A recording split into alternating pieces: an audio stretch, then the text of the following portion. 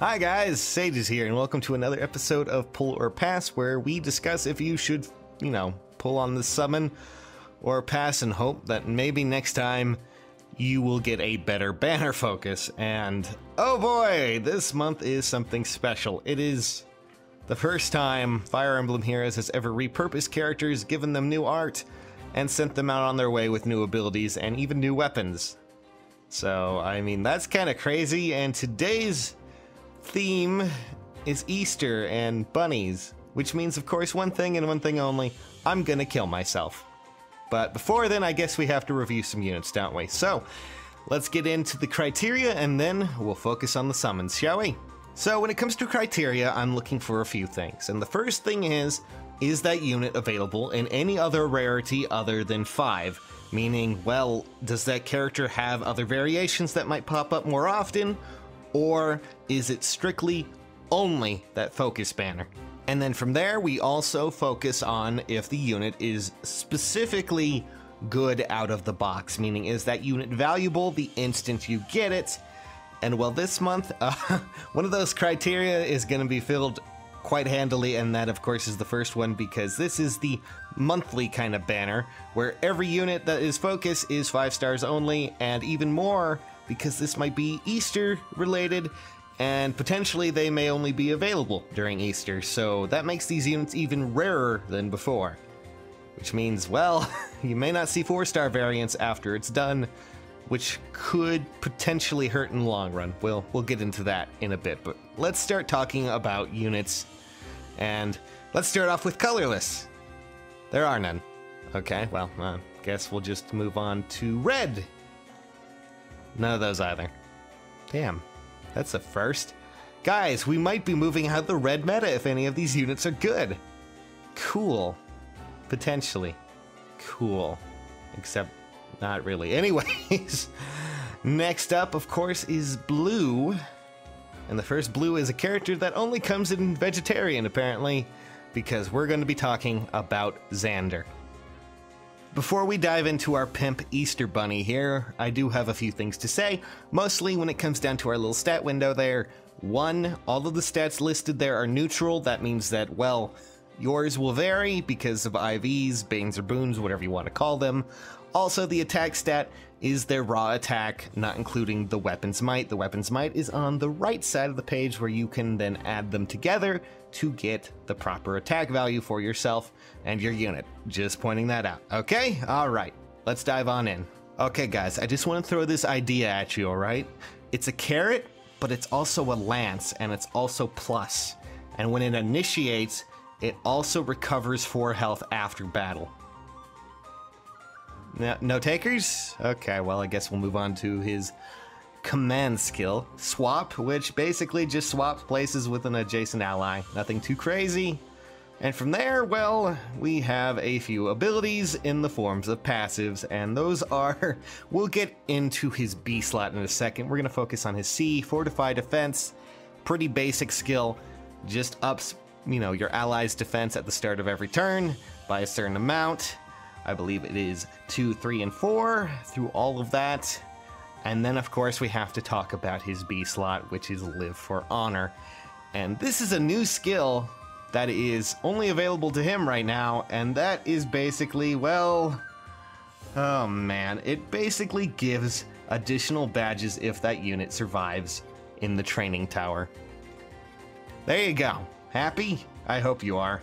Alright, it's time to go over the pros and cons for Xander here, and I'll just be brutally honest, when it comes down to it, Xander is probably the weakest unit of this focus banner, which is unfortunate because we don't even have the real Xander in the game just yet. I'm fairly sure he comes out at the end of May, and I was kind of hoping for more, of something.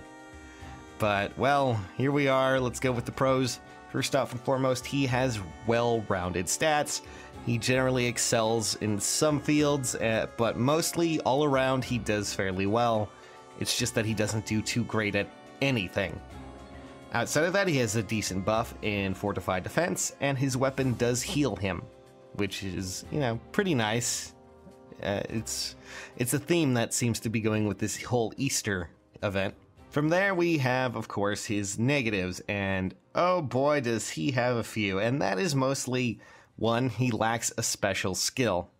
And, I mean, swap's nice to have, but it generally means you're going to have to invest more SP in trying to get him a better ability, and that's always not the funnest thing to do. Outside of that, he also has low merge potential, and what I mean by this is that as a special unit, especially one that is apparently based around a certain event, we don't know if these units will be available in any variation after the event ends. It potentially means that he will have the disadvantage of, like, say, Sharina or Alphonse, in that there might only be a few of him, you might only be able to merge him a few times and get the SP or the bonus stats, so technically, if you only get one of him, you are stuck with what he has there. You can't merge him with anything else. That's the potential there. Outside of that, we also have to address his novelty passive, and I mean that in Live for Honor, because I'll be pretty straight here. That passive is not something I wanted to see. That is basically a wasted slot there outside of one field of battle, being the training tower, and outside of that, it's basically useless. So, not happy seeing that. Not at all. Definitely don't want to see it again, but unfortunately, we're going to be seeing it on a few more of these units. Thankfully, they're a little bit nicer to other ones outside of Xander here. So that's pretty much it for Xander. Not happy with that novelty passive, just saying. Oh, boy. Thankfully, the next blue unit did not end up with any novelty passive. Still has the kind of reoccurring theme that you'll be seeing throughout all of this, but generally is in a better spot. She has blue hair, she has an egg, and it's Lucina. I'm sorry, but every time I look at that art, like her special skill art there, it looks like she is about to dunk an egg more than any NBA professional I can think of. Like, seriously. Someone's getting dunked on, and it's not going to be pretty. But still, nonetheless, let's talk about her weapon. It is Blue Egg Plus, and, well, it's, you know, it's the same sort of thing Xander had. You know, if he initiates the attack, they get 4 HP at the end of battle. And we continue on the theme of, well, not having a special skill, instead having a command skill. Thankfully, rally speed is a bit better, and it grants +4 speed to an adjacent ally until the end of turn. Nothing too crazy. Speaking of crazy, let's talk about her A-slot passive, which is unique to her. Granted, it starts off as Darting Blow, but if you manage to upgrade it, it turns into Swift Sparrow, and what this does is, when she initiates an attack, she's granted +2 or 4 attack and speed. And then from there, we have Seal Res as her B-slot passive, and this might be quite handy as a mage unit herself, but basically what it does is it reduces the unit's resistance by 3, 5, or 7 through its next action. And well, that's about it for Lucina. Let's talk about her pros, her cons, and if you should get her. Hokely dokely. So, let's talk about it, shall we? First off and foremost, Lucina here is probably one of the best units you can get out of this focus summon. And that's mostly because, well, her A-slot passive is, well, pretty fantastic. She has high speed and attack. That's also aided by the passive.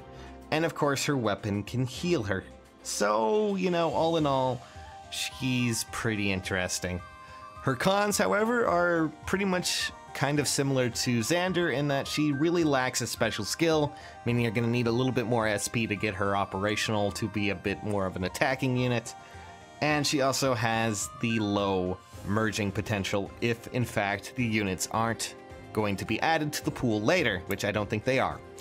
Outside of that, well, Lucina is definitely a powerful unit. Not only that, she has a unique passive that we haven't seen before, which is a combination of, well, attack and speed. And, well, honestly, if you were really trying to go for a good blue tome user and you don't have Lindy at all, this would probably be your best bet, because Lucina is fantastic. I mean that in almost every way. Of course, Lucina, who was already a fantastic red unit, gets a fairly good blue rendition of herself. Oh boy. And she gets to wear a bunny costume. What other excuse do you need? If you really want a good blue tome user, look no further than Lucina. She can definitely pack a punch. and heal herself. And you never know, if you don't want her, well, I guess you could always just pawn off Swift Sparrow to someone else if you really just don't like her. Not my typical advice there, but hey. That's pretty much the end of blue units, guys, and that's the end of Lucina. Again, fantastic unit. So let's move on to the other two that are a part of this focus banner, and they are both green. Man, green units are weird these days, especially the next one, who, much like Lucina, used to be a certain color, but now is a different one entirely. I would like to introduce you to Chrom, who now wields an axe. Not only that, but it's an axe made of carrot. Or is it an axe with carrots on it? You know what, I'm not too sure about this. This is really boggling my mind. Still though, same sort of passive. This is the reoccurring theme throughout all of these units. Basically, when he attacks, he will gain 4 health back. From there, we have attack and defense plus. Now, this starts off, I believe, as attack plus, and then eventually evolves into attack and defense plus, which is kind of unique in its own right. It's a combination of 2 other passives, and basically at both levels it is 1 or 2 plus attack and defense. And then from there we have another unique passive, and that is Axe Experience. And what this does is, when you're using this Chrom unit, it means that he himself or all other Axe units will gain a multiplier to their experience points. And this varies based on rank. Basically at rank 1, it's only restricted to him, but if you upgrade it to 2, then it's restricted to all Axe users, and then from there, it enhances the multiplier from 1.5 to 2.0. So that's double the XP at the end for all Axe users in the room. And well, that's pretty much the end of Chrom here. I guess we should probably talk about his pros and cons. So let me just say that, well, Chrom is actually pretty decent as a unit. He has high attack and health, and actually, funny story, I'm fairly sure as an axe user, he actually has more speed than he does as a sword user, which is a little odd, but still decent enough speed, and of course, as always, his weapon heals him. I mean, that's a pro in its own right. A heal's a heal, guys. You kind of have to go with whatever you got. But he does have quite a few negatives, and those are, well, the same that he has for every other unit in this pool, and that is that he lacks a special skill, meaning again you're going to need to invest more SP into trying to get him something that might aid his damage abilities. He also has low merge potential at the end of the event, but he also has low res, considering as a unit, well, I mean, he is an axe wielder. Mages will be a bit more of a problem for him if he gets hit. And of course, his fourth negative is his novelty passive. Granted, this one is a lot more useful than whatever the hell Xander had, and also our next unit, because potentially it means you're going to be gaining more EXP for your axe users. But again, outside of leveling, it's really not that great, and it means you're going to be expending a lot more SP to try and make him a valuable unit. Not that he isn't valuable, he's quite decent in what he does, and he can make a serviceable axe unit if you decide to use him. So, I mean, why not? He has EXP plus, and he's probably, I would say, either the second or third best unit you can get out of here next to our, well, next unit we're going to be talking about. So I guess we should probably hop into that, shall we? So I would like to introduce you guys to our first ever flying tome user, and it's Camilla. Great. It's Camilla. And she doesn't have a hat this time. Hashtag Hatmilla. Anyone remember that terrible joke I did back in there? You know, no? Come on, guys. Hashtag Hatmilla. Still, nonetheless, her weapon of choice is a green egg plus. I wish it was green eggs plus ham, then I could make a better joke, but still, green eggs plus, it's the same basic thing as every other unit. Basically, after she attacks, she gains 4 health back. Nothing too crazy. From there, her command skill, again, theme, command skill is Rally Attack, and well, basically it grants +4 attack to adjacent ally through their next turn. Nothing too crazy there. From there, she has Defiant Speed for her A slot passive, which grants her speed +3, 5, and 7 when her health is less than or equal to 50%. In her B slot, we have Live for Bounty, which, again, another unique passive.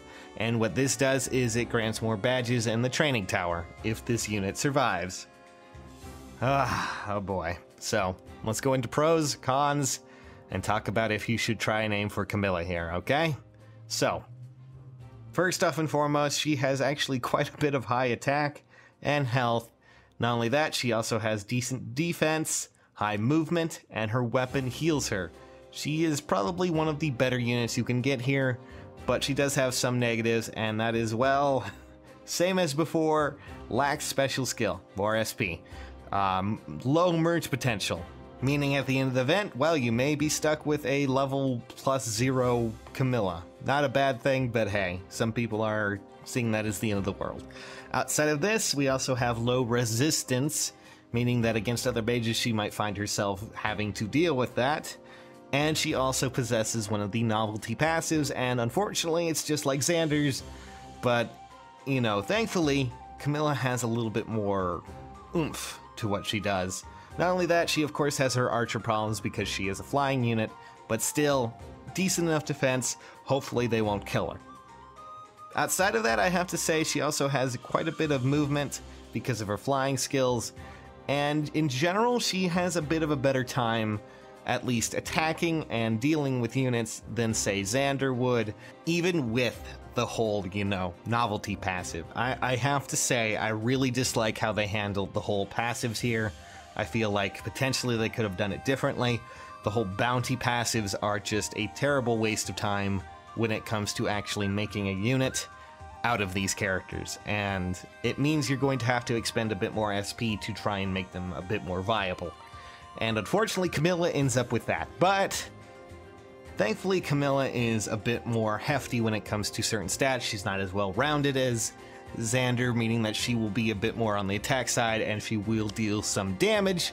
So that means that if you do give her some time and decide to put some interest and actual effort into this Camilla, you could potentially turn her into a pretty powerful mage unit. Not only that, but a mage unit that has quite a bit of movement, meaning that she can at least, hopefully, get out of harm's way fairly quickly. Outside of that, Camilla is probably one of the better units you can get out of this focus summon, but when you compare it to Lucina, she is a bit below that.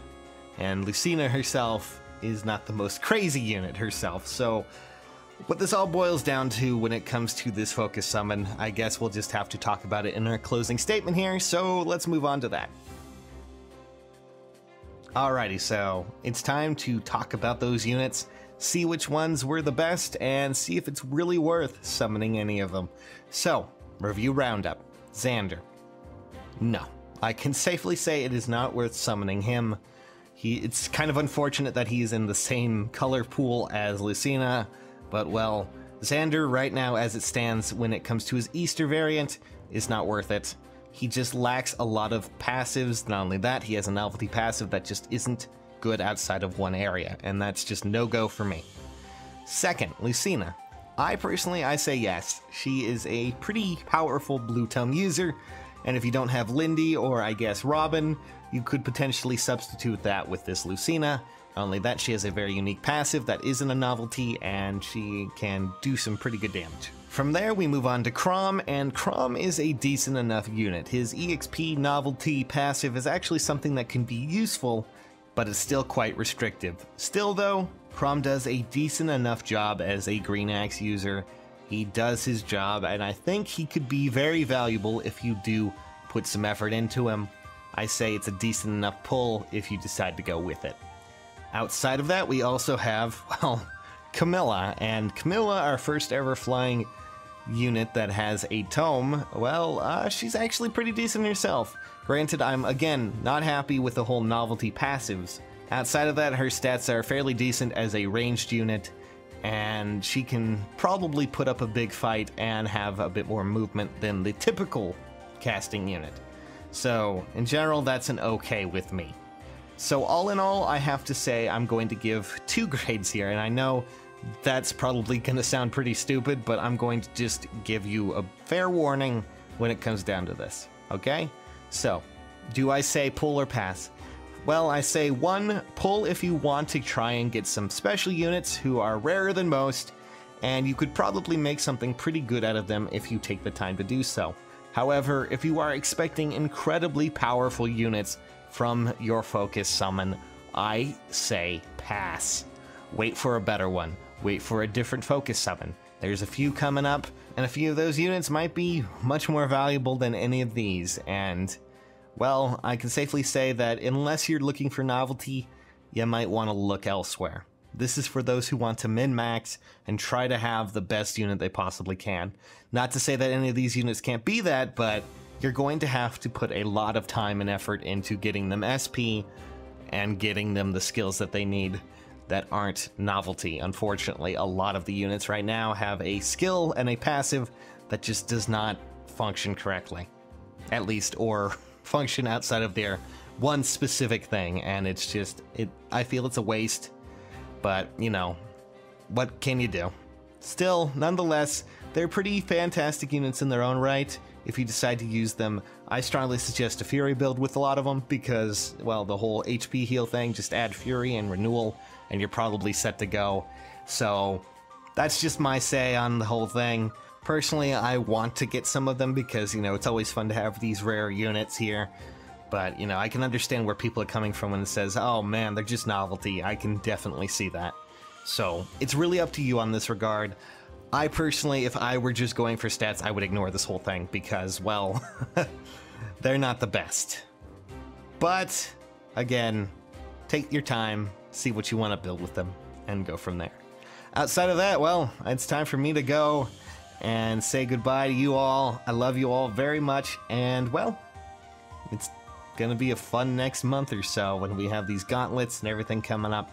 If you want to, leave a like, and maybe share it with a few friends, huh? So, that was Pull or Pass for this time, guys. Catch you later!